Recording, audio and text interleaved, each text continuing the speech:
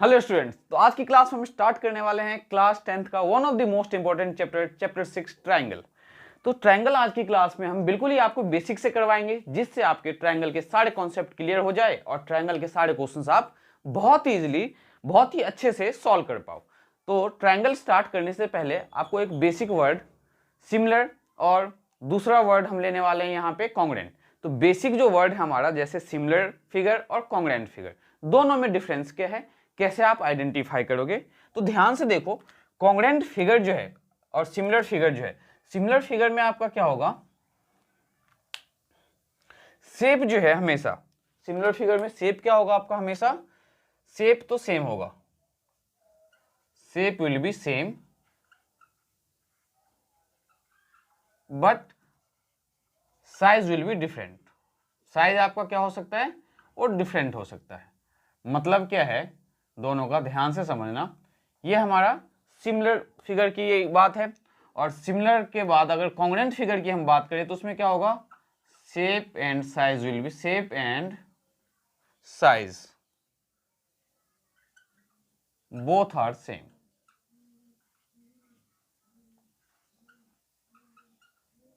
मतलब मैंने एक फिगर यहां पे कंसीडर किया सर्कल, ठीक है, एक छोटा सा सर्कल भी कंसीडर किया है। और इस वाले फिगर में जो सेकंड फिगर है आपका, इसमें मैंने क्या कंसीडर किया है, तो एक स्क्वायर, और ये भी मैंने एक स्क्वायर कंसीडर किया है, ठीक है। तो ये जो दोनों फिगर सर्कल है, मान लो कि ये सर्कल आपका रेडियस 3 सेंटीमीटर का है। वैसे तो 3 सेंटीमीटर का नहीं है, बस आपको लेट करना है। अगर ये 3 का है और इस सर्कल को मैंने मान लिया ये 4 सेंटीमीटर का है, ठीक है। तो ये दोनों सर्कल क्या है, सिमिलर है। दोनों के दोनों सर्कल क्या है, सिमिलर है। अब सिमिलर क्यों है, क्योंकि दोनों के दोनों क्या है, दोनों का शेप क्या है, सेम है। ये भी सर्कल है, ये भी सर्कल है, बट साइज देखो यहाँ पे क्या लिखा है, सिमिलर फिगर में डिफरेंट होगा, मतलब साइज अलग होगा। तो साइज आपको अलग दिख रहा है, कैसे, ये छोटा है ये बड़ा है, ठीक है। तो सिमिलर फिगर में क्या होगा, आपका शेप हमेशा सेम होगा, मीन्स शेप हमेशा कैसा होगा, एक जैसा होगा, एंड साइज आपका क्या होगा, तो डिफरेंट होगा। साइज का मतलब आपके समझ में आ गया होगा। जैसे कि मैंने यहां पे एक स्क्वायर कंसीडर किया है जो 4 सेंटीमीटर का है, और एक मैंने जो यहां पे स्क्वायर कंसीडर किया है, ये स्क्वायर कितने सेंटीमीटर का है, तो 6 सेंटीमीटर का है। तो ये दोनों के दोनों स्क्वायर में शेप क्या है, शेप आपका क्या है, सेम है। कैसे, क्योंकि दोनों के दोनों स्क्वायर है या नहीं। बट साइज की अगर हम बात करें तो साइज इस दोनों के दोनों में क्या है, डिफरेंट है। कैसे डिफरेंट है, क्या आप मुझे बता सकते हो, जरा कमेंट करके बताओ इसका साइज डिफरेंट क्यों है। साइज डिफरेंट इसलिए है क्योंकि ये 4 सेंटीमीटर का है और ये 6 सेंटीमीटर का स्क्वायर है। तो सिमिलर फिगर का मतलब स्टूडेंट्स हमारा क्या होता है कि शेप हमेशा आपका एक जैसा होगा, बट उसका जो साइज है वो डिफरेंट हो सकता है, और डिफरेंट है भी, ये आपने नोटिस किया होगा यहाँ पे। तो अब यहाँ पे आपको बेसिक जो समझने की जरूरत है, बेसिक यहाँ पे डिफरेंस देखो क्या है आपका, शेप एंड साइज में। अब हम अगर कॉन्ग्रुएंट की अगर बात करें, देखो कॉन्ग्रुएंट में ये स्क्वायर है जो कि 2 सेंटीमीटर का है, और ये जो स्क्वायर है ये भी आपका 2 सेंटीमीटर का है। तो कॉन्ग्रुएंट फिगर में हमारा क्या होगा, शेप भी सेम होगा और साइज भी सेम होगा। अब मैंने एक रेक्टेंगल कंसीडर किया है और एक दूसरा रेक्टेंगल भी कंसीडर किया है, ठीक है। अब ये आपको थोड़ा सा छोटा और बड़ा दिख रहा होगा, कि ये बड़ा और ये छोटा दिख रहा होगा, लेकिन यहाँ पे मैं रेक्टेंगल तो प्रॉपर ड्रॉ नहीं कर सकता, लेकिन मैं आपको समझा रहा हूँ कि इसमें जो ब्रेथ है ये है 4 सेंटीमीटर और लेंथ है 10 सेंटीमीटर, और ये जो है इसका भी क्या है, ब्रेथ 4 सेंटीमीटर और लेंथ क्या है, 10 सेंटीमीटर। तो अगर आपसे मैं पूछूं क्या ये दोनों फिगर कॉन्ग्रुएंट है, तो बिल्कुल है। क्यों, कॉन्ग्रुएंट की दो डेफिनेशन को सेटिस्फाई करना चाहिए। पहला डेफिनेशन, दोनों सेम शेप का हो, तो दोनों का शेप क्या है, रेक्टेंगल है। दोनों किस शेप का है, रेक्टेंगल के शेप का है। एंड साइज की बात करें तो इसकी लेंथ भी 10 सेंटीमीटर है और इसका भी लेंथ 10 सेंटीमीटर है। इसका ब्रेथ भी 4 सेंटीमीटर है और इसका भी ब्रेथ कितना है, तो 4 सेंटीमीटर है। तो आपने यहाँ पे कंक्लूजन क्या निकाला कि सिमिलर शेप और कॉन्ग्रुएंट शेप दोनों में डिफरेंस क्या है। तो सिमिलर शेप में आपका क्या होगा, सिमिलर जो फिगर होगा उसमें आपका क्या होगा, तो जो भी दो आप फिगर ड्रॉ करो उसका शेप जो है हमेशा सेम होगा, बट साइज आपका डिफरेंट हो सकता है। एंड कॉन्ग्रेंट शेप की, कॉन्ग्रेंट अगर फिगर की बात करें तो कॉन्ग्रेंट फिगर में हमारा क्या होगा, तो ये आपको याद रखना है, उसमें आपका शेप जो है वो भी सेम होना चाहिए और साइज भी सेम होना चाहिए। तो बेसिक डिफरेंस हमारा सिमिलर फिगर में और कॉन्ग्रेंट फिगर में, उम्मीद करता हूं आपको समझ में आ गया होगा। अब दोनों में डिफरेंस देखो क्या है। हम जो है कॉन्ग्रेंट फिगर को, कॉन्ग्रेंट फिगर जो है, congruent figure can be a similar figure. Congruent figure को आप सिमिलर फिगर बोल सकते हो, बट सिमिलर फिगर को हम कॉन्ग्रेंट फिगर नहीं बोल सकते। देखो, congruent figure can be a similar figure, congruent figure जो है वो सिमिलर फिगर हो सकता है, but similar figure can not be, but similar figure cannot be a congruent figure. ये बहुत ही इंपॉर्टेंट पॉइंट है जो आपको नोट डाउन करना है, क्या कि कॉन्ग्रेंट फिगर को आप सिमिलर फिगर कंसीडर कर सकते हो, बट सिमिलर फिगर को आप कॉन्ग्रेंट फिगर कंसीडर नहीं कर सकते। क्यों? क्योंकि कॉन्ग्रेंट फिगर की जो दो कंडीशन है, कॉन्ग्रेंट फिगर की दोनों कंडीशन में से सिमिलर फिगर की एक कंडीशन को सेटिस्फाई करना है, जो कि बिल्कुल कर रहा है। देखो कैसे, तो ये दोनों अगर रेक्टेंगल है तो यहाँ पे जैसे ये दोनों स्क्वायर है, ठीक है, तो अगर इनकी बात करें तो ये दोनों स्क्वायर है, तो इस स्क्वायर में क्या है, ये शेप सेम है कि स्क्वायर है, बट साइज क्या है आपका डिफरेंट है। साइज क्या है इसमें डिफरेंट है। नाउ अब हम इन दोनों को देखो सिमिलर कैसे बोल सकते हैं। शेप क्या होना चाहिए सिमिलर के लिए, सेम होना चाहिए, तो दोनों का दोनों क्या है, रेक्टेंगल है या नहीं, दोनों का दोनों रेक्टेंगल है। और साइज, साइज डिफरेंट हो तो भी चलेगा, सेम हो तो भी चलेगा, मतलब कि हम किसी भी दो कॉन्ग्रेंट फिगर को सिमिलर फिगर बोल सकते हैं। मींस दो सिमिलर ट्रायंगल को हम कॉन्ग्रेंट ट्रायंगल नहीं बोल सकते, लेकिन दो कॉन्ग्रेंट ट्रायंगल को हम सिमिलर ट्रायंगल बोल सकते हैं। अब हमने ट्रायंगल के बिहाफ पे टॉपिक को इसीलिए स्टार्ट किया है क्योंकि हमें यहाँ पे जो सिमिलर और कॉन्ग्रेंट की बात करनी है वो बेसिकली किस पे करना है, तो ट्रायंगल के बिहाफ पे।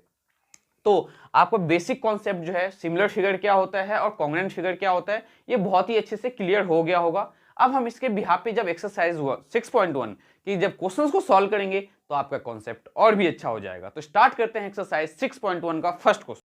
तो एक्सरसाइज 6.1 का जो फर्स्ट क्वेश्चन है हमारे पास क्या गिवन है, फिल इन द ब्लैंक्स है आपके पास। तो first fill in the blanks हमारे पास है कि ऑल सर्कल्स आर डैश।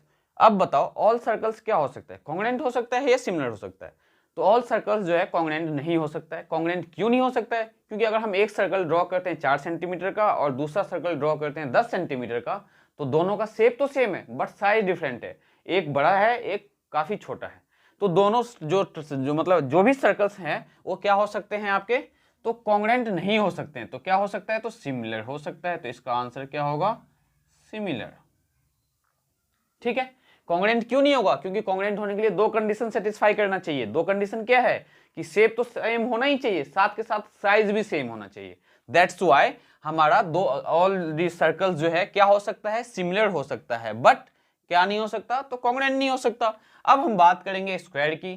तो ऑल स्क्वायर्स आर, तो ऑल स्क्वायर्स भी आपका क्या होगा, तो ध्यान से देखो ऑल स्क्वायर को हम कॉन्ग्रेंट क्यों नहीं बोल सकते, क्योंकि हम अगर एक स्क्वायर ड्रॉ करते हैं 10 सेंटीमीटर का और एक ड्रॉ करते हैं 20 सेंटीमीटर का, तो दोनों का शेप तो सेम है क्योंकि दोनों स्क्वायर है, बट दोनों का साइज डिफरेंट होगा, एक छोटा स्क्वायर हो गया एक बड़ा हो गया।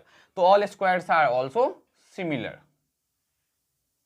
मीन्स ऑल स्क्वायर्स जो है सिमिलर हो सकता है बट कॉन्ग्रेंट नहीं हो सकता है। Now third MCQ, all the dash triangle are similar. अब कौन से सारे triangle similar, isosceles triangle similar होगा कि इक्विलैटरल ट्रायंगल सिमिलर होगा। तो ध्यान से देखो all the dash triangle are similar, तो all the equilateral triangle are similar, all the equilateral triangle are similar. अब इक्विलैटरल ट्रायंगल सिमिलर क्यों होगा, क्योंकि एक आइसोसेलेस ट्रायंगल मैंने ड्रॉ किया है, मान लो ये और ये साइड इक्वल है, ये और ये साइड इक्वल है, लेकिन इसी को अगर मैं ऐसे ड्रॉ कर दूं तो ये एक राइट एंगल ट्रायंगल है और ये साइड इक्वल है, तो क्या ये और ये आपको एक जैसा दिख रहा है, बिल्कुल नहीं दिख रहा। अब क्यों नहीं दिख रहा, क्योंकि इसमें एक 90 डिग्री है, मींस एक एंगल 90 है, बाकी के बाकी इसमें जो तीनों के तीनों एंगल हो लेस देन 90 है। तो हम दो आइसोसेलेस ट्रायंगल को सिमिलर नहीं बोल सकते। क्यों नहीं बोल सकते दो आइसोसेलेस ट्रायंगल को सिमिलर? क्योंकि आइसोसेलेस ट्रायंगल को ड्रॉ करने के बहुत डिफरेंट से मेथड है। तो हम किसे बोल सकते हैं सिमिलर? इक्विलैटरल ट्रायंगल को। अब इक्विलैटरल ट्रायंगल को सिमिलर क्यों बोल सकते हैं? तो ध्यान से देखो, एक मैंने ये ट्रायंगल ड्रॉ किया है, तो इक्विलैटरल ट्रायंगल की जो कंडीशन होती है वो क्या है? सबके सब एंगल 60 डिग्री होंगे। और एक दूसरा इक्विलैटरल ट्रायंगल मैंने ड्रॉ किया है, इसमें भी तीनों के तीनों एंगल क्या है? 60 डिग्री है। दोनों क्या है? एक जैसा ही दिखेगा हमेशा, क्योंकि जब तीनों एंगल, अब ये डिफरेंस क्या है दोनों में कि एक छोटा इक्विलैटरल ट्रायंगल और एक बड़ा है। लेकिन दो आइसोसेलेस ट्रायंगल को हम सिमिलर क्यों नहीं बोल सकते? क्योंकि आप आइसोसेलेस ट्रायंगल ऐसे और ऐसे भी ड्रॉ कर सकते हो या ऐसे और ऐसे भी ड्रॉ कर सकते हो। अब इसमें और इसमें डिफरेंस क्या है कि ये दो साइड तो इसमें भी इक्वल है और दो साइड इसमें भी इक्वल है, बट इसमें तीनों के तीनों एंगल क्या है आपका? लेस देन 90 डिग्री, और इसमें एक एंगल आपका क्या है? 90 डिग्री। तो हम दो इक्विलैटरल ट्रायंगल को क्या बोल सकते हैं? सिमिलर बोल सकते हैं। बट ध्यान रखना कि दो आइसोसेलेस ट्रायंगल को हम कॉन्ग्रुएंट और सिमिलर नहीं बोल सकते अगर कंडीशन नहीं गिवन है तो। Now fourth one, two polygon of same numbers of side are similar. दो पॉलीगन, ठीक है, जिसके नंबर ऑफ साइड सेम है। पॉलीगन का मतलब होता है जो तीन से ज्यादा साइड से मिलकर फिगर बने, उससे बोलते हैं हम पॉलीगन। मतलब तीन साइड से जो भी फिगर बने उससे हम बोलते हैं ट्रायंगल, और तीन से ज्यादा साइड मतलब स्क्वायर हो गया, रेक्टेंगल हो गया, या आपका ऑक्टागन हो गया, हेप्टागन हो गया, ये जो भी फिगर्स है मोर देन 3 साइड से जो मिलके बने, that is known as polygon. तो ये बोल रहा है कि दो पॉलीगन है सेम नंबर ऑफ साइड्स के साथ, वो सिमिलर कब हो सकते हैं? तो सिमिलर कब हो सकता है? If their corresponding angles are equal. Corresponding angles are equal and their corresponding sides are, उसके कॉरस्पॉन्डिंग साइड्स क्या होनी चाहिए? तो प्रोपोर्शनल होना चाहिए। याद रखना कि हम दो किसी भी फिगर को जिसके नंबर ऑफ साइड सेम हैं उनको हम सिमिलर कब बोल सकते हैं? जब उसके क्या हो? एंगल सेम हो और साथ के साथ उसका साइड क्या हो? प्रोपोर्शनल में हो। प्रोपोर्शनल का मीनिंग जानते हो आप क्या होता है? जैसे मान लो ये 2 है, 2 सेंटीमीटर, तो ये 4 सेंटीमीटर। अगर ये 5 सेंटीमीटर है तो ये होगा 10 सेंटीमीटर। ये अगर आपका 8 सेंटीमीटर है तो ये आपका 16 सेंटीमीटर। ठीक है, देखो ये क्या है? 8 सेंटीमीटर मान लो, ये आपका 2 सेंटीमीटर और ये आपका 4 सेंटीमीटर। अब देखो ये 8 सेंटीमीटर है ये, तो ये आपका लेट से 16 सेंटीमीटर है, और ये आपका क्या है? तो 4 सेंटीमीटर, और ये आपका 8 सेंटीमीटर। तो ये साइड प्रोपोर्शनल है। कैसे? अगर मैं इस साइड अपॉन में ये लूँ तो मुझे क्या मिलेगा? 8/16 इक्वल्स टू इस साइड का लूँ तो 2/4 इक्वल्स टू इसका लूँ तो 4/8। और जब आप इसे कैंसिल आउट करो तो सब में क्या मिलेगा? 1/2 इक्वल्स टू 1/2 इक्वल्स टू 1/2। तो इस टाइप के फिगर्स को हम बोलते हैं प्रोपोर्शनल। प्रोपोर्शनल का मतलब साइड जो है उसका, साइड का जो रिलेशन है वो क्या होता है? आपस में प्रोपोर्शनल होता है। तो ये हमने फर्स्ट क्वेश्चन सॉल्व किया। इस फर्स्ट क्वेश्चन के साथ साथ जो आपका सेकंड क्वेश्चन है, सेकंड क्वेश्चन में देखो ध्यान से क्या दिया हुआ है। सेकंड क्वेश्चन में हमें करना क्या है? एग्जाम्पल देना है। तो एग्जाम्पल पेपर में बिल्कुल नहीं पूछा जाता, तो एग्जाम्पल और करने की आपको कोई खास जरूरत नहीं है। अब जो हम स्टार्ट करेंगे बेसिकली, तो इसका क्वेश्चन नंबर 3 देखते हैं। क्वेश्चन नंबर 3 में हमें बोला है check whether the following quadrilateral are similar और नॉट। तो आपको एक जो फिगर दिया गया है जिसमें साइड क्या है? 3 सेंटीमीटर का मतलब एक स्क्वायर दिया हुआ है, और एक आपको पैरेललोग्राम दिया है। तो क्या ये दोनों सिमिलर है? तो बिल्कुल नहीं है। क्यों नहीं है? क्योंकि दोनों का शेप भी सेम अलग है। दोनों का शेप क्या अलग है? एक आपका क्या है? स्क्वायर है, और एक आपका पैरेललोग्राम है। अब दोनों का शेप भी डिफरेंट है और दोनों का एंगल भी डिफरेंट है। मींस ना ही दोनों शेप और साइज दोनों में से किसी की भी कंडीशन को फॉलो नहीं कर रहा। दैट्स व्हाई हम इनको सिमिलर नहीं बोल सकते। उम्मीद करता हूं ये आपको बहुत अच्छे से समझ में आया होगा कि ये सिमिलर नहीं है। सिमिलर क्यों नहीं है? क्योंकि दोनों का शेप अलग है। नॉर्मल सी बात, आपको इतना याद रखना है कि दोनों का जब शेप अलग हो तो हम उसको सिमिलर कंसीडर नहीं करेंगे। देन इसके बाद अब हम एक्सरसाइज, उसके बाद जो नेक्स्ट दिया हुआ है आपके पास, इसका लास्ट एक्सरसाइज खत्म हो गया होगा। एक्सरसाइज 6.1 आज की क्लास में हमने कंप्लीट कर लिया है। अब हमें स्टार्ट करने वाले हैं बेसिक प्रोपोर्शनैलिटी थ्योरम, जो कि one of the most important theorem है आपका। तो देखते हैं बेसिक प्रोपोर्शनैलिटी थ्योरम क्या है, देन हम एक्सरसाइज 6.2 स्टार्ट करेंगे। तो जैसे कि मैंने आपको इससे पहले क्या बताया था कि सिमिलर फिगर क्या होता है, कॉन्ग्रुएंट फिगर क्या होता है। आप इन दोनों के बीच में कैसे आइडेंटिफाई करोगे कि कौन सा फिगर आपका सिमिलर है, कौन सा फिगर आपका कॉन्ग्रुएंट है, और उसी के बिहाफ पे मैंने आपको एक्सरसाइज 6.1 के फिलअप्स और उसके क्वेश्चंस करवाए। अब जो हम करने वाले हैं स्टूडेंट्स आज की क्लास में one of the most important theorem, then हम एक्सरसाइज 6.2 की ओर मूव करेंगे। तो थ्योरम आपका क्या है, बेसिक प्रोपोर्शनैलिटी थ्योरम, और आपको पता होगा कि पेपर पॉइंट ऑफ व्यू से बहुत ही ज्यादा इंपॉर्टेंट है ये, बोर्ड एग्जाम में ये थ्योरम 100% जो है आता ही आता है। ठीक है, अब इस थ्योरम का मीनिंग क्या है, हम इसे कैसे प्रूव करने वाले हैं, तो ध्यान से समझना। या तो बेसिक प्रोपोर्शनैलिटी थ्योरम लिखा हुआ मिलेगा या थेल्स थ्योरम मिलेगा, और इसे बहुत ही एक फेमस अल्फाबेट से जाना जाता है, BPT means basic proportionality theorem. तो हर कोई टीचर जो है बीपीटी बताया जाता है कि आप बीपीटी कर लो, कुछ करो मत करो ट्रायंगल चैप्टर से बीपीटी जरूर कर लेना, क्योंकि ये 4 मार्क्स के क्वेश्चंस हर बार पूछा जाता है। लेकिन हम बीपीटी भी करेंगे और इसे इतने अच्छे से समझेंगे, देन हम एक्सरसाइज 6.2 क्वेश्चन स्टार्ट करेंगे।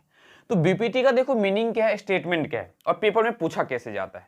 पेपर में ये आपसे बोलेंगे, ये स्टेटमेंट दिया हुआ मिलेगा, if a line is drawn parallel to one side of a triangle. अगर एक लाइन हम पैरेलल ड्रॉ करते हैं किसी ट्रायंगल के एक साइड के, जो क्या करता है, to intersect the other two side, other two side को एट डिस्टिंक्ट पॉइंट पे वो इंटरसेक्ट करेगा, then the two sides are divided in the same ratio. तो इस स्टेटमेंट का मीनिंग क्या है कि लेट से हमने एक ट्रायंगल कंसीडर किया, ये ट्रायंगल है आपका, इस ट्रायंगल में मैंने क्या किया, एक लाइन ड्रॉ किया इस लाइन के पैरेलल, ये लाइन मैंने ड्रॉ किया पैरेलल, और ये जो लाइन है किसके पैरेलल है स्टूडेंट्स, तो इस लाइन के पैरेलल है।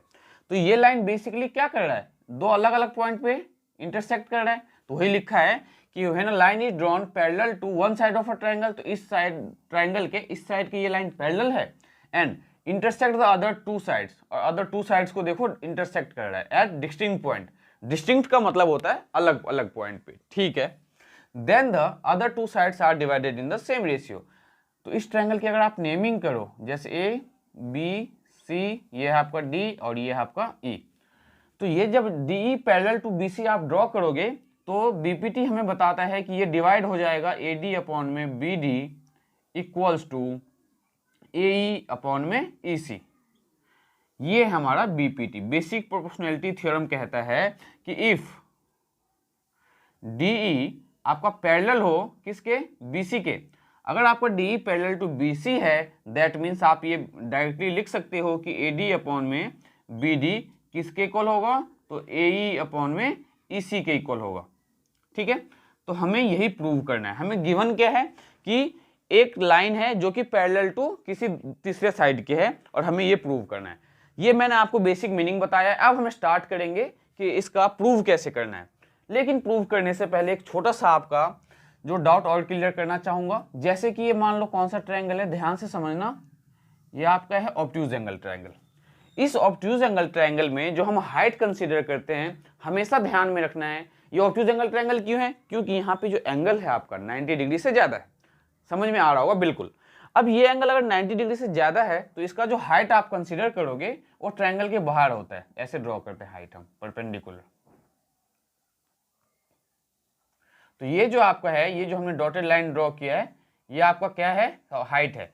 तो हमेशा ध्यान रखना कि ऑब्ट्यूज एंगल ट्रायंगल की जब मैं बात करूं, तो ऑब्ट्यूज एंगल ट्रायंगल में जो आपको हाइट लेना है वो आउट साइड दी ट्रायंगल लेना है, ट्रायंगल के बाहर लेना है।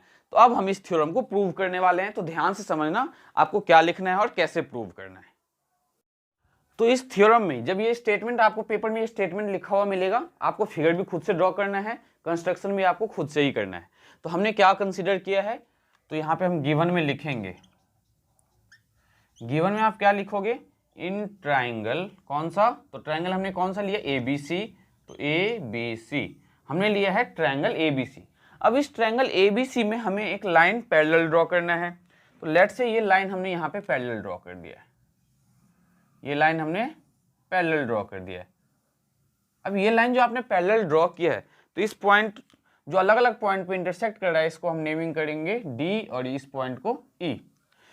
तो ट्रायंगल एबीसी में हमारा क्या है, तो डी ई पैरेलल है, किसके पैरेलल है स्टूडेंट्स, तो बीसी के पैरेलल है। ठीक है ना, ये हमारा गिवन में है। टू प्रूव, हमें प्रूव क्या करना है, तो मैंने आपको अभी अभी बताया क्या प्रूव करना है हमें, तो ए डी अपॉन में बी डी किसके इक्वल, तो ए ई अपॉन में ई सी के इक्वल, ये हमें प्रूव करना है। नाउ कंस्ट्रक्शन करना पड़ेगा इसमें हमें। तो कंस्ट्रक्शन देखो हम क्या करने वाले हैं। कंस्ट्रक्शन आपको क्या करना है यहाँ पे, तो इस डी पॉइंट से एक परपेंडिकुलर एई पे ड्रॉ करना है और एक ई पॉइंट से परपेंडिकुलर आपको एडी पे ड्रॉ करना है। तो मैं डी पॉइंट से जो परपेंडिकुलर ड्रॉ करूंगा, ध्यान से समझना, ये देखो ये है हमारा परपेंडिकुलर, ये आपका क्या है परपेंडिकुलर, और इसको नेमिंग दे देते हैं हम एम, ठीक है। और वैसे ई पॉइंट से हम परपेंडिकुलर ड्रॉ करेंगे एडी पे, तो ये रहा हमारा परपेंडिकुलर और इसकी नेमिंग करेंगे हम एन। अब ये परपेंडिकुलर क्यों ड्रॉ किया है आपको डिटेल में समझाएंगे, उससे पहले आपको बी और ई को ज्वाइन करना है और सी और डी को ज्वाइन करना है। क्या किया हमने, तो बी और ई को ज्वाइन किया है एंड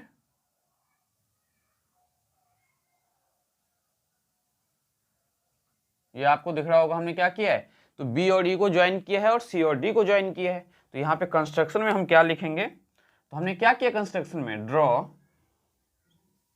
क्या, तो डी एम परपेंडिकुलर किस पे, तो ए पे, एंड दूसरा कंस्ट्रक्शन हमने क्या किया, तो ई एन परपेंडिकुलर किस पे, तो ए डी पे, एंड ज्वाइन किसको ज्वाइन करना है, तो सी टू डी, एंड एक तो हमने सी को डी से ज्वाइन किया एंड बी को ई से, एंड बी टू ई। तो ये तो आपको बहुत ही अच्छे से समझ में आया होगा। गिवन में क्या लिया हमने, इन ट्रायंगल एबीसी, जिसमें क्या है हमारा, तो डी हमने पैरेलल लिया है बीसी के। देन हमें टू प्रूव क्या करना है, तो ए डी अपॉन में B D equals to A E upon में ई सी। देन कंस्ट्रक्शन में हमने क्या किया, ये स्टेप बाय स्टेप हमें चलना है और ध्यान रखना है। इस कंस्ट्रक्शन में हमने क्या किया, तो डी एम हमने परपेंडिकुलर ड्रॉ किया किस पे, तो ए ई पे, एंड ई एन हमने परपेंडिकुलर ड्रॉ किया किस पे, तो ए डी पे, यही लिखा भी हमने, एंड बी को ई से ज्वाइन किया और सी को डी से ज्वाइन किया। नाउ अब हम प्रूव करेंगे। तो देखो प्रूव करने के लिए प्रूफ में हम कौन सा ट्रायंगल लेंगे पहले, तो in triangle A D E and triangle, देखो ए डी ई लिया मैंने, ए डी ई। अब इस ए डी ई के साथ एक ऑब्ट्यूज एंगल ट्रायंगल लेना। वो ऑब्ट्यूज एंगल ट्रायंगल हम कौन सा लेने वाले हैं, तो बी ई डी। देखो ऑब्ट्यूज एंगल ट्रायंगल कौन सा है, बी ई डी। अगर ये आपका ऑब्ट्यूज एंगल ट्रायंगल है तो ऑब्ट्यूज एंगल कहां पे बन रहा है, आपका यहां पे बन रहा है या नहीं। तो इस ऑब्ट्यूज एंगल ट्रायंगल का अगर मैं एरिया फाइंड करूंगा तो ये हमारा बेस हो जाएगा और ये हमारा ई एन क्या हो जाएगा, हाइट हो जाएगा। तो ट्रायंगल कौन सा लिया हमने, बी ई डी लिया है, बी ई डी। देखो बी ई डी एक ऑब्ट्यूज एंगल ट्रायंगल है, क्यों, क्योंकि यहाँ पे एंगल आपका क्या है 90 डिग्री से ज्यादा है। और इसके साथ एक ट्रायंगल हमने कौन सा लिया, तो ए डी ई लिया है। अब हम area of triangle A D E upon में area of triangle B E D.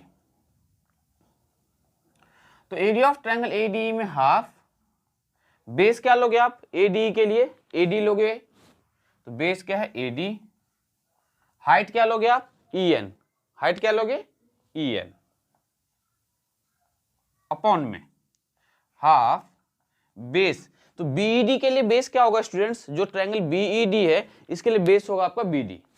तो बेस है आपका बीडी इनटू में हाइट। तो अगर ये ऑब्ट्यूज एंगल ट्रायंगल है तो मैंने आपको अभी अभी बताया कि ऑब्ट्यूज एंगल ट्रायंगल में हमेशा हाइट कहाँ होगा, ट्रायंगल के बाहर होगा। तो इस ट्रायंगल का जो हाइट होगा वो क्या होगा, ई एन होगा, ठीक है। तो इनटू में ई एन। तो अब आपके पास देखो एरिया ऑफ ट्रायंगल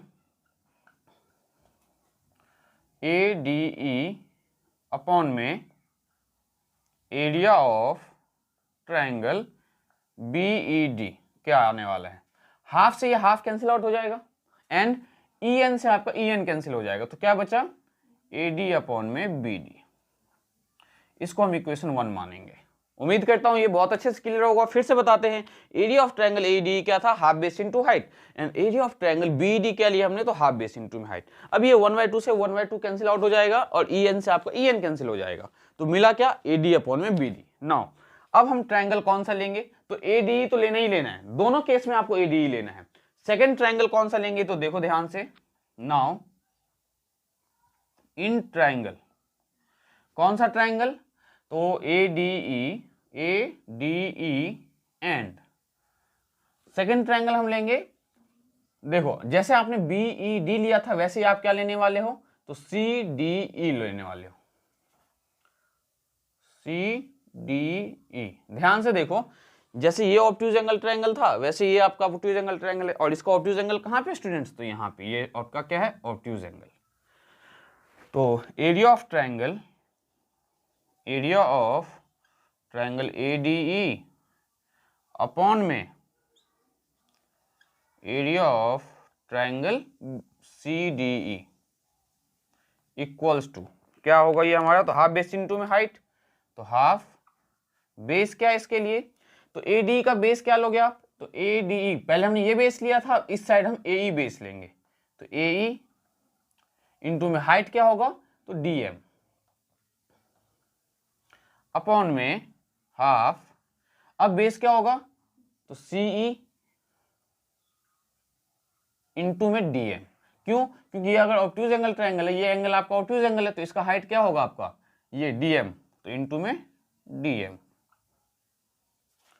तो area of triangle, area of triangle कौन सा, तो ए डी ई अपॉन में area of triangle C D E, क्या आ जाएगा ये, तो हाफ से हाफ कैंसिल हो गया और डीएम से डीएम कैंसिल हो गया, तो क्या आया, ए अपॉन में सी, ये आपका सेकेंड इक्वेशन। अब अगर आप फर्स्ट और सेकेंड को कंपेयर करो ध्यान से, तो फर्स्ट और सेकेंड में ध्यान से देखो तो क्या है, न्यूमरेटर में एरिया ऑफ ट्रायंगल एडीई है, यहाँ पे भी न्यूमरेटर में एरिया ऑफ ट्रायंगल एडीई है, यहाँ डिनोमिनेटर में बीडी है और यहाँ पे डिनोमिनेटर में सीडीई है, ठीक है। अब अगर इन दोनों को मतलब डिनोमिनेटर वाले पार्ट को मैं इक्वल प्रूव कर दूं तो मैं इसका रेशियो इक्वल पुट कर सकता हूं, है ना। इसका denominator A B D triangle और सी डी ट्रायंगल को अगर मैं इक्वल प्रूव कर दूं तो मैं क्या कर सकता हूं, इसके राइट साइड वाले को हम इक्वल प्रूव कर सकते हैं। तो ये कैसे करेंगे, तो क्लास 9th में एक थ्योरम पढ़ा था आपने कि area between the same area between the two parallel line and the same base have equal area, मतलब एक ही बेस पे और दो पैरेलल लाइन के बीच में जो एरिया होगा वो हमेशा इक्वल होगा। देखो थर्ड कंडीशन क्या है, area on the same base, area on the same base and between the same parallel lines, area on the same base, तो इन दोनों ट्रायंगल का देखो बेस क्या है, डी सेम है और दोनों का पैरेलल लाइन क्या है, तो डी और बीसी, इन दोनों के बीच में ही दोनों ट्रायंगल लाई कर रहा है। तो area on the same base and between the same parallel lines have equal area, have equal area. अगर ऐसा है तो इसके अकॉर्डिंग हम क्या लिख सकते हैं स्टूडेंट्स, एरिया ऑफ ट्रायंगल, कौन सा ट्रायंगल, तो B.Ed triangle, area of triangle B.Ed किसके इक्वल, तो एरिया ऑफ ट्रायंगल किसके इक्वल आ जाएगा, ये सीडीई के इक्वल आ जाएगा, ठीक है।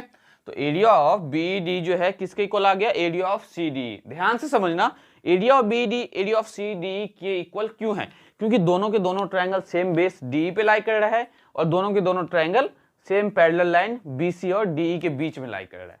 जब कभी भी ऐसा हो तो दोनों ट्रायंगल का एरिया क्या होता है, इक्वल होता है। तो इसे हम मान लेते हैं इक्वेशन थर्ड। अब अगर आप प्यार से समझो तो क्या मैं एरिया ऑफ बीडी के बदले सीडी लिख सकता हूं, क्या मैं एरिया ऑफ बीडी, ये जो आपका बीडी आया देखो ध्यान से, ये जो आपका एरिया ऑफ बीईडी है, इस बीईडी और बीईडी किसके इक्वल है, तो एरिया ऑफ सीडी के इक्वल है। तो इस बीईडी के बदले अगर मैं सीडी लिख देता हूं तो area of AD, area of CD, area of AD, area of CD, दोनों का लेफ्ट साइड इक्वल हो गया। जब दोनों का लेफ्ट साइड इक्वल हो जाएगा इसका मतलब दोनों का राइट साइड भी इक्वल होगा। तो अगर आप नहीं लिखना चाहो तो डायरेक्टली क्या लिखोगे, from 1, 2 and 3, from 1, 2 and 3 we conclude that क्या कंक्लूजन निकाला हमने? तो AD अपॉन में BD, AD अपॉन में BD will be equals to AE upon में C। Hence proved, hence proved. तो पेपर में ये क्वेश्चन 4 नंबर में आता है, बेसिक प्रोपोर्शनैलिटी थ्योरम। उम्मीद करता हूं आपको बहुत ही अच्छे से समझ में आया होगा और आपके डाउट्स बहुत ही अच्छे से क्लियर हुए होंगे, क्योंकि एक बार मैं आपको ये फिर से रिपीट करके समझाने वाला हूं कि हमने यहाँ पे मेथड क्या यूज किया है, कॉन्सेप्ट क्या यूज किया है। सबसे पहले ये स्टेटमेंट जो दिया हुआ था, इस स्टेटमेंट के अकॉर्डिंग हमने एक ट्रायंगल ड्रॉ किया ABC। देन ABC में ABC जो ट्रायंगल है उसमें हमने DE parallel to BC draw किया। फिर हमने कंस्ट्रक्शन क्या किया है, ये मैंने ने आपको बहुत अच्छे से बहुत प्यार से समझाया हुआ है। कंस्ट्रक्शन के बाद हमने 2 ट्रायंगल कंसीडर किया। हमेशा 2 ट्रायंगल हमने जो कंसीडर किया उसका एरिया फाइंड किया हाफ बेस इनटू हाइट से। एंड ऑब्ट्यूज एंगल ट्रायंगल में जो हाइट लेते हैं हम वो ट्रायंगल के बाहर लेते हैं, ये भी बहुत अच्छे से समझाया है। Then area of triangle ADE के साथ हमने CDE का एरिया फाइंड किया।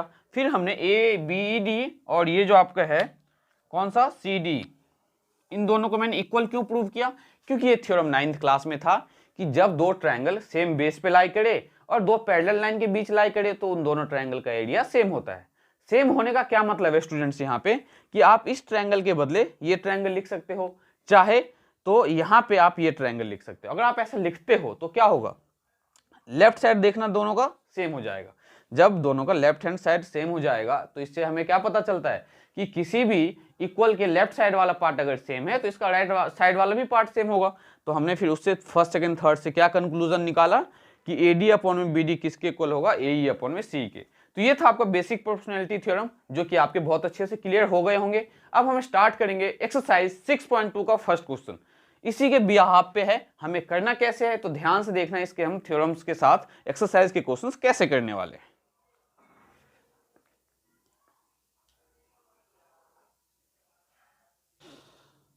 तो एक्सरसाइज 6.2 का फर्स्ट क्वेश्चन आपके पास क्या गिवन है कि इन given figure first and second, first में क्या दिया हुआ है तो D पैरेलल टू BC, मतलब दोनों में D किसके पैरेलल है, BC के पैरेलल है। फाइंड EC इन फर्स्ट, आपको फर्स्ट में क्या फाइंड करना है, EC फाइंड करना है। एंड AD इन सेकंड, और सेकंड में क्या फाइंड करना है आपको, तो AD फाइंड करना है। तो ध्यान से देखो, हम सॉल्व कर रहे हैं क्वेश्चन नंबर फर्स्ट का फर्स्ट पार्ट, फिगर 1।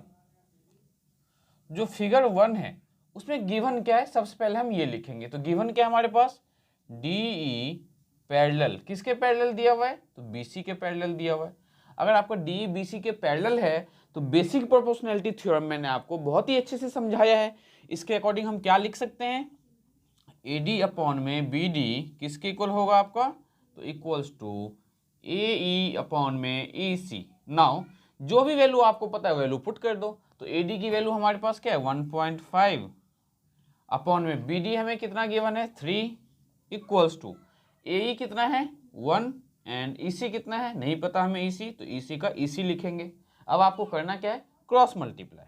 तो जब क्रॉस मल्टीप्लाई करोगे तो 1.5 EC इक्वल्स टू 3 आ जाएगा। Then EC equals to 3 divided by 1.5। तो EC इक्वल्स टू, इसका पॉइंट हटाने के लिए, डिनोमिनेटर का पॉइंट हटाने के लिए ऊपर में हम 0 लगाएंगे। तो ये 30 अपॉन में 15, तो EC कितना आ गया आपके पास 2 सेंटीमीटर। ये फर्स्ट पार्ट का सॉल्यूशन। नाउ सेकंड वाले पार्ट को देखते हैं। सेकंड पार्ट में हमें क्या गिवन है, तो इन फिगर 2,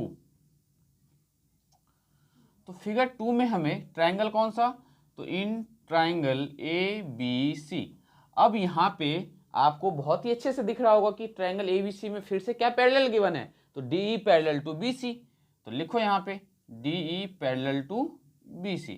अगर स्टूडेंट्स DE BC के पैरेलल है तो इसके अकॉर्डिंग बाय BPT लिख लो यहाँ पे, बाय बेसिक प्रोपोर्शनैलिटी थ्योरम।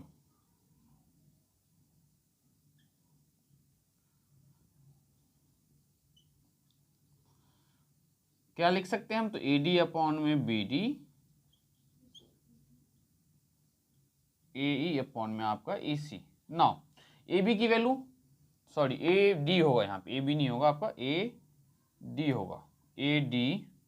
तो AD की वैल्यू हमें नहीं पता, तो AD का AD अपॉन में BD कितना है 7.2 इक्वल्स टू ए कितना है तो 1.8 अपॉन में EC कितना है 5.4, क्रॉस मल्टीप्लाई करोगे तो 5.4 इंटू में AD इक्वल्स टू 1.8 इंटू में 7.2, तो AD किसके इक्वल आ जाएगा 1.8 इंटू में 7.2 डिवाइडेड बाय 5.4। अब इसको सॉल्व करने का बहुत ही सिंपल मेथड बताते हैं आपको। ऊपर में लिखो 18 इंटू में 72 और नीचे में लिखो 54। अब ध्यान से देखो, न्यूमरेटर में 2 डेसिमल है, एक एक डिजिट के बाद, तो नीचे में 100 से मल्टीप्लाई कर दो, और नीचे में एक डिजिट के बाद डेसिमल था तो ऊपर में 10 से मल्टीप्लाई कर दो। तो 0 से ये आपका 1 0 कैंसिल हो जाएगा, 18 1 जा 18, 18 3 जा 54, 3 से 72 को कैंसिल कर दो, 3 2 जा 6, 3 4 जा 12 डिवाइडेड बाय 10, तो ये आ जाएगा आपका 2.4 सेंटीमीटर। तो ये था आपका क्वेश्चन नंबर फर्स्ट का सॉल्यूशन। अब बढ़ते हैं क्वेश्चन नंबर 2 की ओर, देखते हैं क्वेश्चन नंबर 2 आपके पास क्या गिवन है और कैसे सॉल्व करना है हमें। तो क्वेश्चन नंबर जो 2 है आपका, उसमें देखो क्या गिवन है students, E and F are the point on the side PQ and PR respectively of triangle PQR। Question number 2 में एक ट्राइंगल ड्रॉ करो। सबसे पहले आप PQR, ये है P, ये है Q, ये है R, और बोला क्या गया है E और F 2 पॉइंट्स है PR, PQ एंड PR पे। तो PQ पे एक पॉइंट है E और एक पॉइंट R PR पे है, तो इनको ज्वाइन कर दो। Now for each of the following condition दिया हुआ है। फर्स्ट कंडीशन में हमें जो दिया हुआ है स्टूडेंट्स, PE दिया हुआ है, तो P कितना गिवन है आपके पास 3.9 सेंटीमीटर, एंड EQ दिया हुआ है आपके पास 3 सेंटीमीटर, एंड PF कितना है तो PF है 3.6 सेंटीमीटर, एंड FR कितना है तो FR है 2.4 सेंटीमीटर। तो ध्यान से देखो, ये वैल्यू पुट कर देंगे हम FR। हाँ नाउ तो PE देखो ध्यान से, PE कितना है, पहले आप यहाँ पे लिख लो, PE कितना है 3.9, तो 3.9 सेंटीमीटर, एंड EQ, तो EQ कितना है 3 सेंटीमीटर, PF 3.6, एंड FR कितना है तो 2.4 सेंटीमीटर। आपको ये बताना है कि EF जो है पैरेलल QR के है या नहीं है, तो इसके लिए हम प्रोपोर्शनैलिटी का यूज़ करेंगे। कौन सा, तो PE अगर इस वाले कंडीशन को सेटिस्फाई कर जाएगा तो हम बोल सकते हैं कि पैरेलल है, इक्वल्स टू PF वाले PF अपॉन में FR। इसमें आपको वैल्यू पुट करना है नॉर्मली। तो PE कितना है आपके पास 3.9 अपॉन में EQ जो कि 3 है, इक्वल्स टू PF हमारे पास है 3.6 अपॉन में PR कितना है तो 2.4। तो ध्यान से देखो, क्या हम इसे ऐसे लिख सकते हैं, 3.9 को 39 अपॉन में 30 इक्वल्स टू 36 अपॉन में 24। क्या किया स्टूडेंट्स, यहाँ पे इसका पॉइंट हटाने के लिए नीचे 0 और नीचे वाले का पॉइंट हटाने के लिए ऊपर में 0 लगाया है, और 0 से 0 आपका कैंसिल हो गया। अब इसको कैंसिल आउट करके सिंप्लीफाई करो, 3 1 जा 3, 3 3 जा 9, 3 1 जा 3 0 इक्वल्स टू 3 1 जा 3, 3 2 जा 6 एंड 3 8 जा 24। तो ये 13/10 तो फर्दर कैंसिल आउट नहीं होगा, लेकिन ये कैंसिल हो सकता है। किससे कैंसिल होगा, तो 4 3 जा 12 एंड 4 2 जा 8। अब ध्यान से देखो, क्रॉस मल्टीप्लाई करते हैं, 13 इंटू में 2 इक्वल्स टू 3 इंटू में 10, तो 26 हमारा कभी भी 30 के इक्वल नहीं होगा। जब हमने इसको क्रॉस मल्टीप्लाई किया 2 को 13 से और 10 को 3 से, तो क्या आया 26 नॉट इक्वल्स टू 30। हैंस आप बोल सकते हो कि हैंस क्या पैरेलल नहीं होगा, तो EF is not parallel to, किसके पैरेलल नहीं है तो QR के।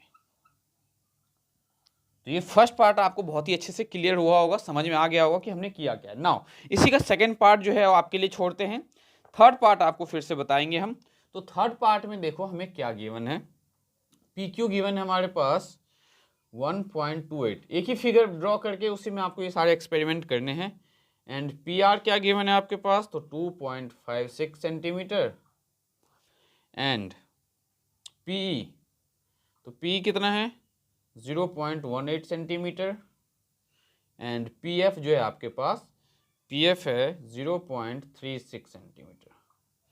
इसमें भी हमें बताना है कि ये जो है पैरेलल है या नहीं है। तो इसके लिए देखो हम क्या करेंगे, एक रफ ट्रायंगल वापस से यही पी क्यू आर बनाएंगे, पी क्यू आर, और ये आपका है ई एंड ये है आपका एफ। तो पी क्यू कितना गिवन है हमें, इस बार हमें पी क्यू गिवन है, और पी आर कितना गिवन है 2.5, तो पी आर टोटल गिवन है, एंड पी वन 0.18, तो पी क्या है 0.18, एंड पी एफ कितना है तो 0.36।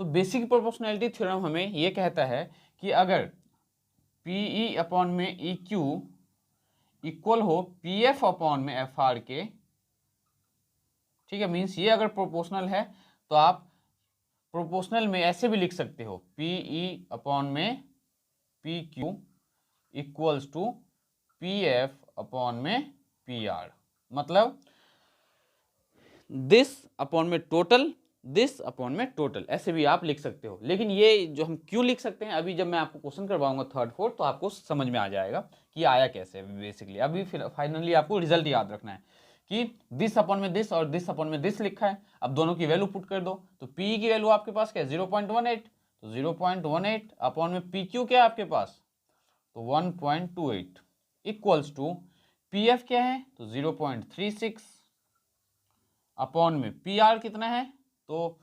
2.56।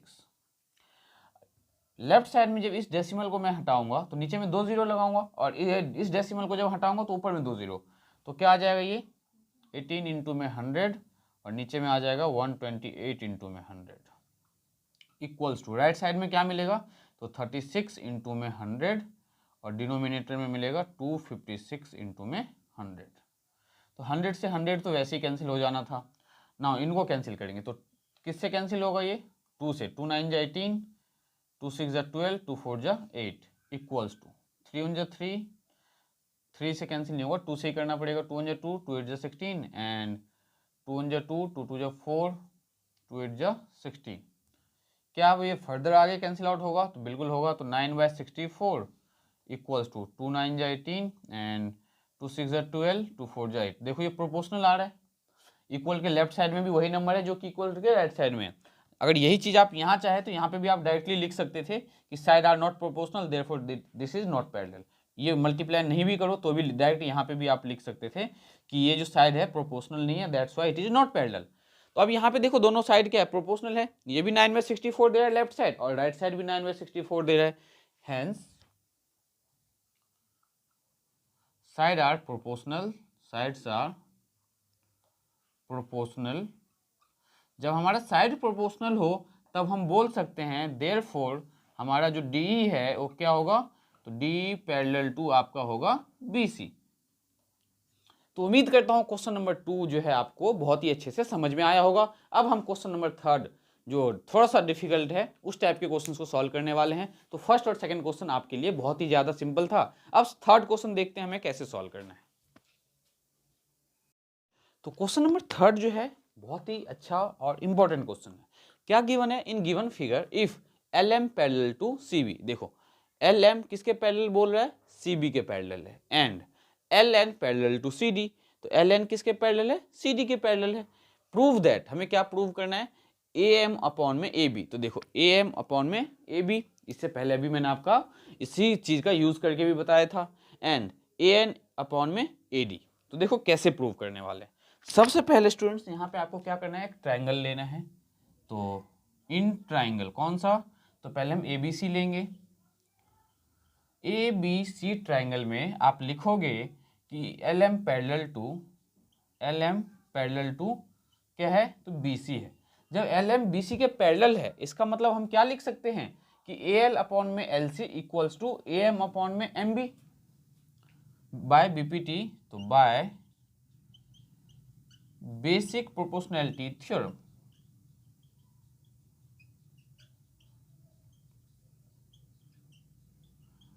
हम यहां पे क्या लिख सकते हैं तो ए एल अपॉन में L C equals to A M upon में एम बी, ये आपका फर्स्ट इक्वेशन। नाउ अब हम जाएंगे दूसरे वाले ट्रायंगल पे। तो कौन सा ट्रायंगल, तो in triangle ADC, in triangle ADC।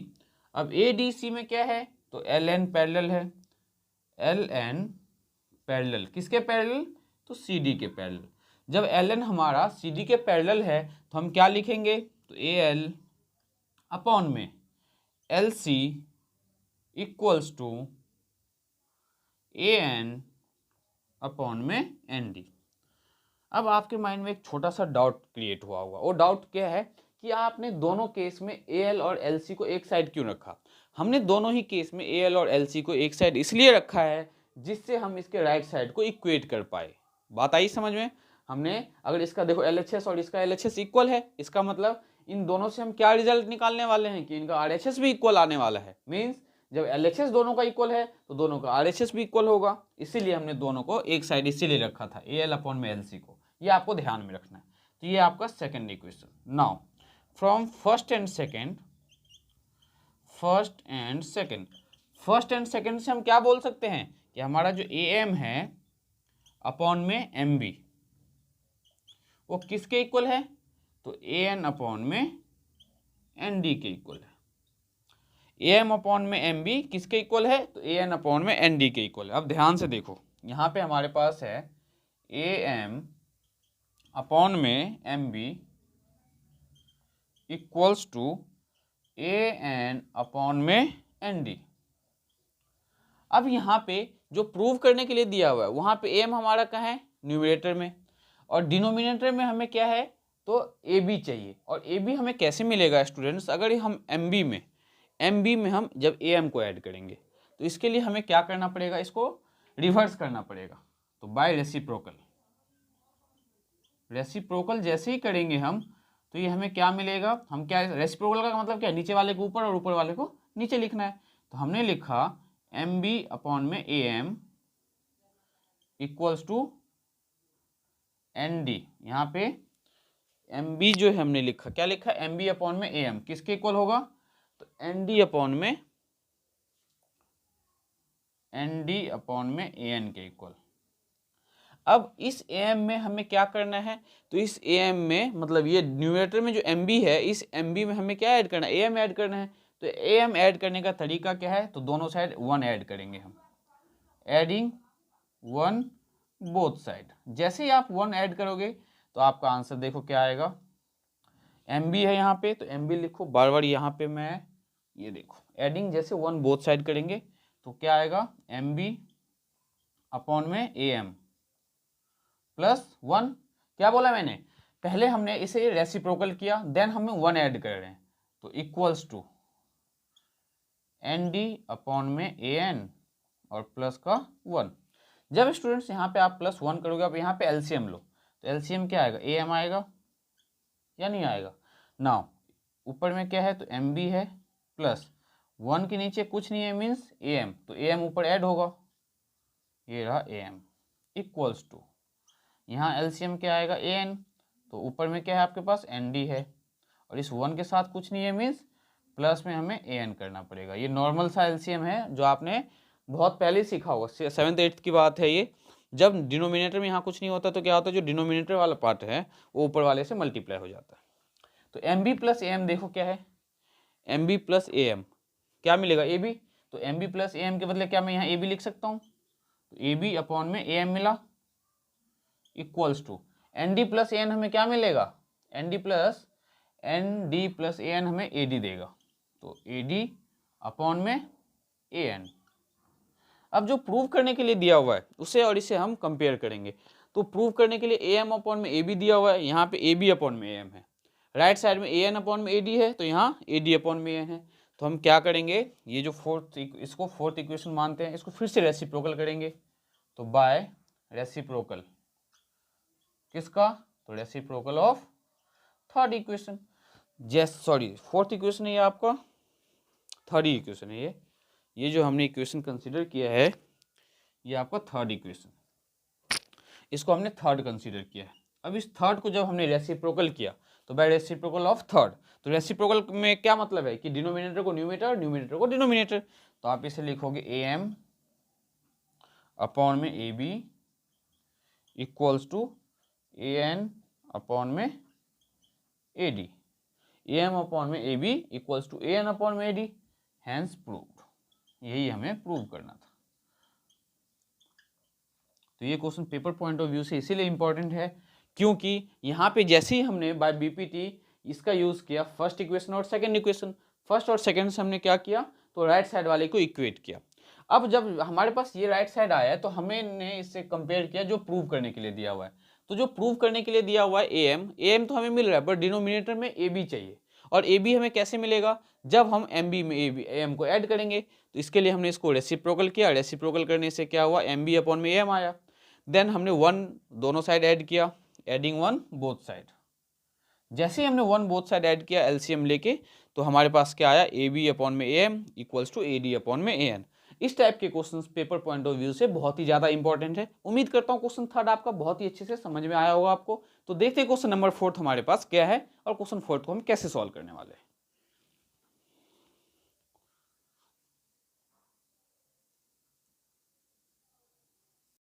तो क्वेश्चन नंबर 4 में हमें क्या गिवन है, in given figure DE parallel to AC, DE किसके पैरेलल है, तो AC के पैरेलल है। एंड DF किसके पैरेलल है, तो AE के पैरेलल है। ये रहा AE के parallel. Prove that BF upon में FE equals to BE upon में EC। बहुत ही सिंपल क्वेश्चन है ये। हमें जो गिवन है उसके अकॉर्डिंग देखो हम क्या लिखने वाले हैं। तो इन ट्राइंगल कौन सा ट्राइंगल, तो ABC। Now in triangle ABC में सबसे फर्स्ट कंडीशन हमें जो दिया हुआ है उसका यूज करने वाले हैं। तो DE क्या दिया हुआ है, पैरेलल दिया हुआ है। किसके पैरेलल, तो AC के पैरेलल। तो अगर DE ये जो लाइन है अगर AC के पैरेलल है, दैट मीन्स हम क्या लिख सकते हैं, तो DE अपॉन में BE अपॉन में EC किसके इक्वल, तो BD अपॉन में AD के इक्वल। ध्यान से देखो, अगर आपका DE ये जो लाइन DE है AC के पैरेलल है, तो प्रोपोर्शनल क्या होगा, BE अपॉन में EC equals to BD upon में AD। ठीक है, कैसे, तो बाय BPT ब्रैकेट में लिख देना, बाय बेसिक प्रोपोर्शनैलिटी थ्योरम,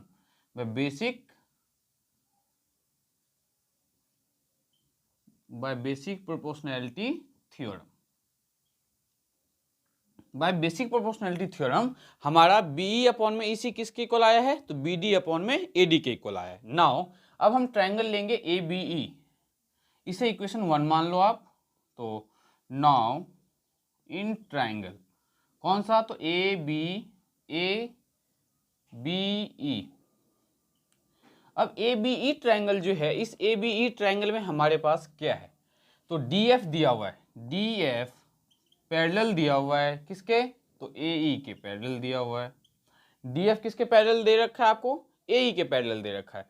अगर आपका DF AE के पैरेलल है तो इससे हम क्या लिख सकते हैं कि BF अपॉन में FE किसके इक्वल, तो BF अपॉन में FE आएगा आपका BD अपॉन में DAD के इक्वल। इसको इक्वेशन सेकंड देखो, DF पैरेलल है ना, DF किसके पैरेलल है, AE के पैरेलल है। तो अगर DF पैरेलल है तो मतलब BF अपॉन में FE किसके इक्वल होगा, तो BD अपॉन में AD के इक्वल। तो BF अपॉन में FE equals to BD upon में AD। नाउ ये आपका फर्स्ट इक्वेशन और ये सेकंड इक्वेशन। फर्स्ट और सेकंड इक्वेशन को अगर आप देखें, यहाँ पे बाय BPT लिख लेना आप, बाय BPT। पेपर में आप बाय BPT लिखोगे तो आपको मार्क्स नहीं मिलेंगे। क्यों, क्योंकि आपको पूरा basic by basic proportionality theorem आपको लिखने की जरूरत है। यहाँ पे BPT क्या है ये बोर्ड वाले को समझ में नहीं आती बात। नाउ BF अपॉन में FE किसके इक्वल है, तो BD अपॉन में AD के इक्वल है। फर्स्ट और सेकंड इक्वेशन को अगर आप कंपेयर करो तो दोनों में राइट साइड इक्वल है। अगर फर्स्ट और सेकंड इक्वेशन में दोनों में क्या है, ध्यान से देखो, तो फर्स्ट और सेकंड इक्वेशन दोनों में हमारा राइट साइड क्या है, BD अपॉन में AD, BD अपॉन में AD। देखो BD अपॉन में AD, BD अपॉन में AD। तो दोनों का जब राइट साइड इक्वल है, इसका मतलब दोनों का लेफ्ट साइड भी इक्वल होना चाहिए। तो from 1 and 2, from equation 1 and 2, तो 1 and 2 से जब दोनों का राइट साइड इक्वल है तो हम दोनों के लेफ्ट साइड को इक्वल पुट कर सकते हैं या नहीं कर सकते हैं। तो BE अपॉन में EC is equals to B F upon में एफ सी एफ ई। और प्रूव करने के लिए जो दिया हुआ है ध्यान से देखो, बी एफ अपॉन में एफ ई, तो बी एफ अपॉन में F E equals to B upon में ई सी, तो बी अपॉन में ई सी, यही हमें प्रूव करना था। तो हैंस प्रूव्ड, जो हमें प्रूव करना था वो हमने बहुत ही प्यार से स्मूथली प्रूव कर दिया कि बी अपॉन में E C equals to B F upon में एफ ई।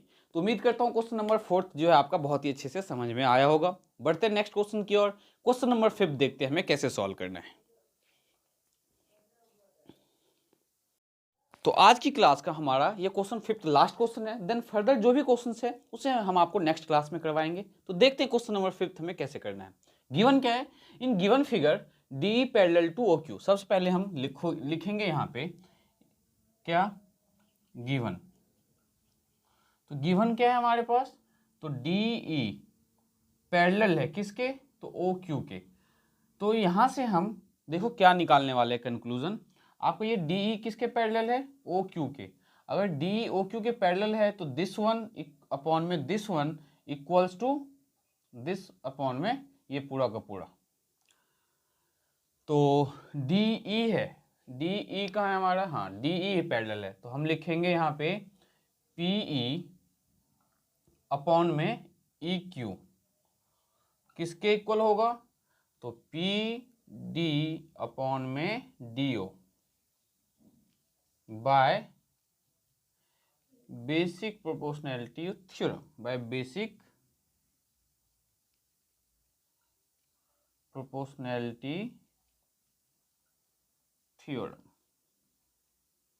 तो पीई अपॉन में ई क्यू इक्वल्स टू क्या आया, पी डी अपॉन में डी ओ आया है। ठीक है, नाउ सेकेंड कंडीशन हमें क्या गिवन है, तो सेकेंड कंडीशन दिया हुआ है कि D F parallel to O are.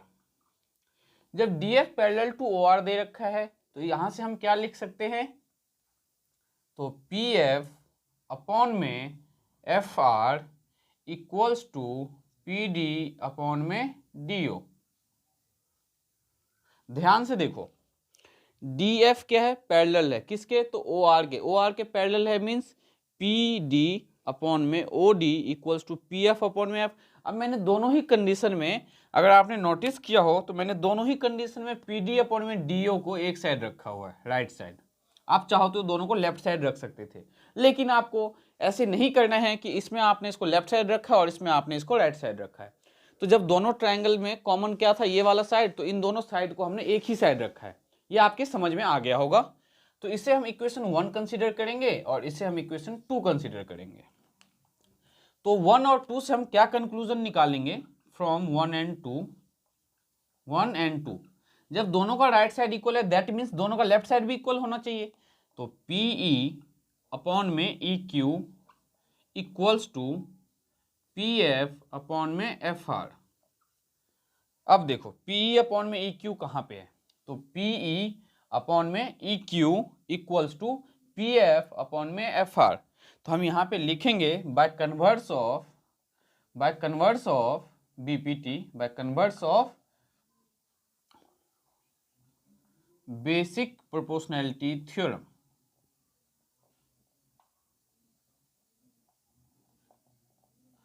Converse of basic proportionality theorem का मतलब क्या हुआ ये आपको बताते हैं। ये वैसे जो आपका बुक है उसमें एक्सरसाइज 6.2 से पहले थ्योरम है 6.2, वहाँ पे गिवन है। जब हमारा साइड प्रोपोर्शनल है तो हम बोल सकते हैं कि हमारा जो साइड ये है ई एफ वो पैरेलल होगा ई क्यू के। तो यहाँ पे लिखो कि अगर पी ई अपॉन में ई क्यू इक्वल्स टू क्या है, तो पी एफ अपॉन में एफ आर है। जब हमारा साइड प्रोपोर्शनल है तो बाय कन्वर्स ऑफ बीपीटी हम क्या लिखेंगे कि हमारा जो ई एफ है that is parallel to Q R. देखो ये क्यों लिखा है, बीपीटी का क्या मतलब है कि अगर ये साइड और ये साइड प्रोपोर्शनल है तो इसके अपॉन में ये इक्वल्स टू इसके अपॉन में ये। कन्वर्स ऑफ बीपीटी क्या कहता है, अगर इसके अपॉन में ये इक्वल्स टू इसके अपॉन में ये, मीन्स पी अपॉन में E Q equals to P F upon में एफ आर हो, तब हम क्या बोल सकते हैं कि हमारा जो ई एफ है that is parallel to Q R. ये है by converse of BPT, means converse जो है बीपीटी का बिल्कुल उल्टा है। बीपीटी हमें बताता है कि अगर कोई लाइन पैरेलल है किसी ट्रायंगल में किसी साइड के तो उसका साइड प्रोपोर्शनल होगा। कन्वर्स ऑफ बीपीटी हमें ये कहता है कि अगर साइड प्रोपोर्शनल है दैट मीन्स एक लाइन जो है वो थर्ड साइड के पैरेलल होगा। तो दिस अपॉन में दिस हमने ये फाइंड किया है। अगर ये साइड प्रोपोर्शनल है तो हम क्या बोल सकते हैं कि हमारा जो ई एफ है वो किसके पैरेलल होगा, तो क्यू आर के पैरेलल होगा। तो ये क्वेश्चन फिफ्थ जो है आपको बहुत ही अच्छे से समझ में आया होगा। मिलते हैं नेक्स्ट क्लास में। इसके आगे की जो भी क्वेश्चन है वो आपको नेक्स्ट क्लास में करवाया जाएगा। जब तक आप बाकी के क्वेश्चंस ट्राई कर सकते हो, साथ के साथ एग्जांपल्स भी आप ट्राई कर सकते हो। तो नेक्स्ट क्लास में क्वेश्चन नंबर 6 करने होंगे हम।